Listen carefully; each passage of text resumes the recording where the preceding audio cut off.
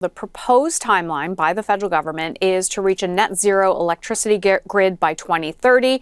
Smith, very blunt in her opposition to it. She calls it unconstitutional, irresponsible, and doesn't align with Alberta's emission reduction and energy development plan. She says Alberta can reach carbon neutral power grids by 2050. Let's bring in Erin Collins in Calgary. Erin, you are watching along with us. She's pretty adamant she is not going to follow through with this. She says they are at the negotiating table about the timeline, but also is threatening to use the Sovereignty Act. Yeah, they sure are. Not mincing words at all here. And I think that the key here in this dispute between Alberta and the federal government is the notion of pace, right?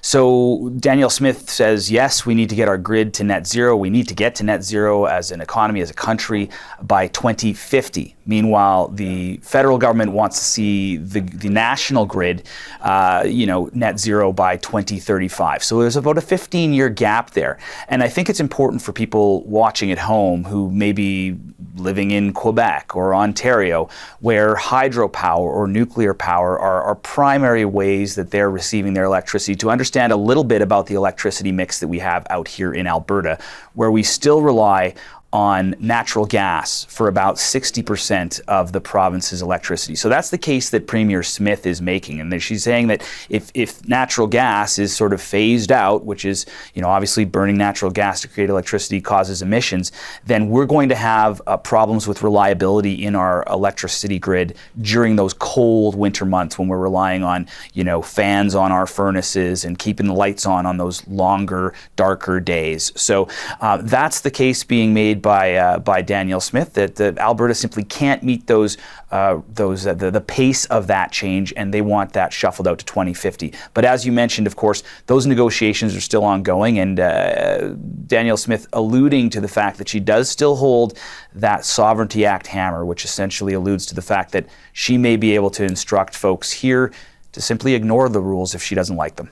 And you were listening to another press conference as well. It was Alberta's electric system operator spoke to reporters just about an hour ago. What did they have to say?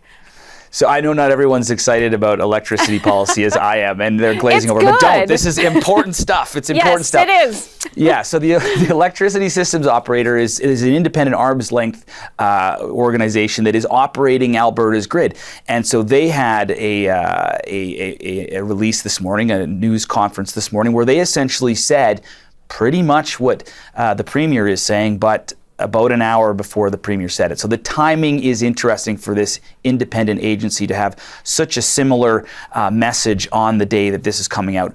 But what they basically said was that, we do risk running into some problems as we transition that quickly. And that's because to get rid of natural gas, there's a few options, right? So you've got those small modular nuclear reactors that we always hear about, or you've got increasing renewables, but that would involve having more battery capacity to get you through those cold winter months.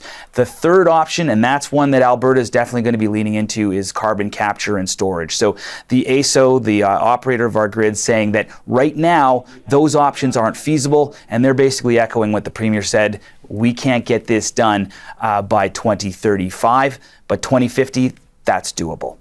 Erin Collins, thank you for bringing all your insights. I enjoyed the topic of the electricity grid, and you made it very, very interesting. Thank you kindly. Thanks, Hannah.